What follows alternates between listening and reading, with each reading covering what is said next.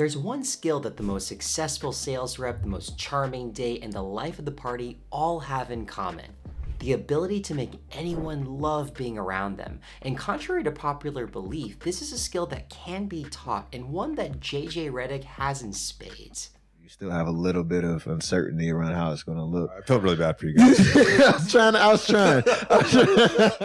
He's arguably the most well-connected ex-NBA player who can get any interview he wants with the NBA's top stars, even when no one else can, because of this skill. So in this week's edition of the Soft Skills Spotlight, let's break down the 5 things that JJ Redick does to make anyone love being around him. Let's see if you can figure out this first tip. Our relationship actually started before we were teammates. Because of, we got to give Doug Rosenberg a shout out. I was with him last night. He's like, you know, I introduced you to JJ. I'm like, yeah, you did. I appreciate that. And then I met Doug after the game, and he's like, yo, let me introduce you to Sean, your brother. Yep. Sean and I talked, and then you and I ended up connecting on text. This is particularly important when reconnecting with people that you haven't seen in a while. Remind them of a moment that you both shared together that was particularly positive, funny, or uplifting. We've been trying to get Steph on the pod for a while. You know, he's a busy guy. I get it. I'm doing the game last night. I made eye contact with Steph, and he gave me a head nod. And the first thing he says to me, he goes, hey, did we ever get that podcast on the books?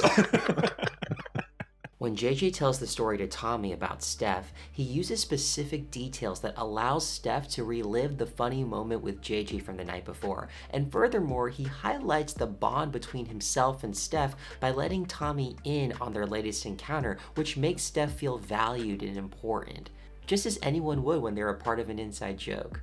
Now watch how JJ highlights a bond with Jason Tatum just as effectively, but with a slight twist. We're just going to get the Duke stuff out of the way, Tommy. This is how it always goes. We have to touch on the brotherhood, of course. Coaches in his last season. How was your experience at Duke? Whether you're highlighting common ground or reflecting on a moment that you share with the person you're reconnecting with, the key is to highlight the connection that elicits the emotion that you want them to feel. Whether that be laughter or camaraderie, because they'll associate that emotion with you. But in almost every JJ Redick interview that I've analyzed, there's one thing that he always does to get anyone to laugh practically on command within the first 30 seconds of the interview. Let's see if you can spot exactly how he does this. Tommy, I got to tell you a golf story real quick. Great. Tees off and he hits the ball farther than any human being I've ever seen in my life.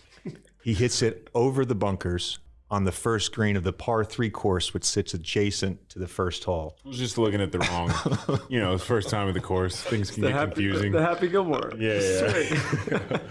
He preempts the other person's laugh by smiling slightly as he's speaking. This facial expression cues the other person that he's about to say something funny. Watch how Luka Doncic responds right here.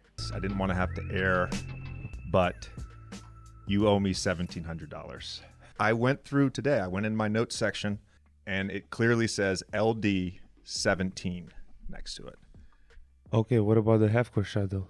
What about the half court You owe shot? me like $1,000 from the half court shot. Anytime you let your emotions show, your conversation partner will pick up on that and instinctively mirror it. Just like when you tell a positive story that bonds the two of you, because our emotions are contagious. Now there's one thing in common between JJ's exchange with Luka and this exchange with his fellow ESPN colleague and former NBA athlete Richard Jefferson. There's times during a broadcast where I have to sort of reel you back in and oh, wow. That's a continue. Then I got to sit next to you and Ruko that are tee-heeing and giggling all the time about right? So don't talk about reeling me in. The key is to speak in the same language as your conversational counterpart. Now, JJ is fantastic at this. He knows that both Luka Doncic and Richard Jefferson prefer to banter and tease as a form of connecting with others. With that knowledge in mind, JJ eggs both of them on and knows that he's going to get a response. Now watch him do this slightly differently with Kevin Durant, who he knows is a basketball nerd. production company's named 342 because every Sunday in the offseason I go make 342 shots exactly. Why that number? It's easy. You'll get this. There's 7 spots on the floor. That's 342 shots. That's 7 spots. That's How long would it take you to do that, Tommy? The reason why this is important is because it shows that you're one of them, and it increases trust between the two of you. So much so that Kevin lets his guard down and does this. After practice? After practice, I had a routine. Yeah.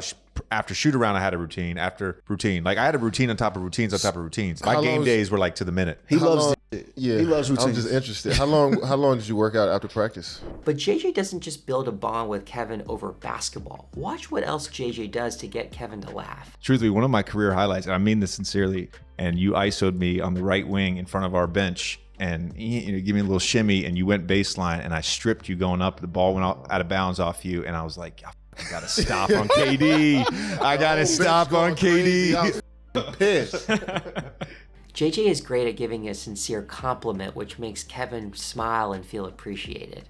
And his compliment is particularly effective for 3 reasons. First, he links it to something he genuinely feels.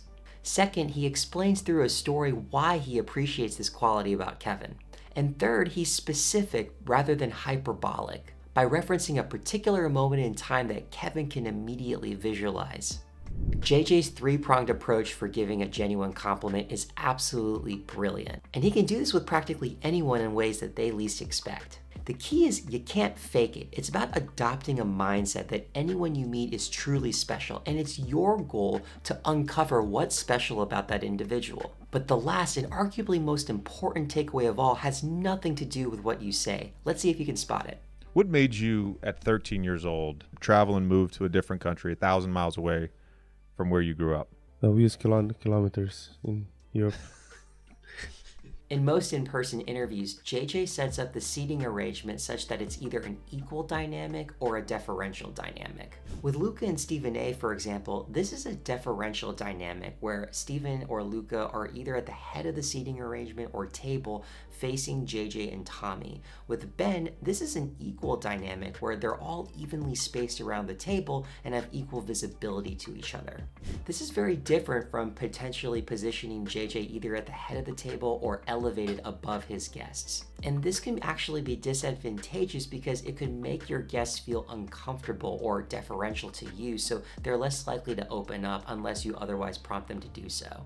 But it's not just about the room setup, it's also really important to be mindful of your own body language. Specifically, JJ uses a technique called fronting, or opening his chest towards his guest that he's directly in front of them. He also crosses his legs and even hooks his arm over a chair to signal that he's 100% relaxed. Another body language technique that he doesn't necessarily do a lot, but one I particularly love, is called mirroring. The idea is that you mimic your conversation partner's body language, but you delay the mimicry by at least 10 seconds, because otherwise, if you're caught, it's just really obvious and awkward. But studies show that when you do mimicry subtly, such that others don't notice, they actually like you even more. Now, there have been researchers who've claimed that more than 50% of interpersonal communication is nonverbal, and in certain cases, I agree. For example, if you were to mute the argument between Elon Musk and this BBC reporter, you'd be able to determine who won. But I'd argue that what Elon actually said to this reporter is what led to him eviscerating his opponent. Check it out.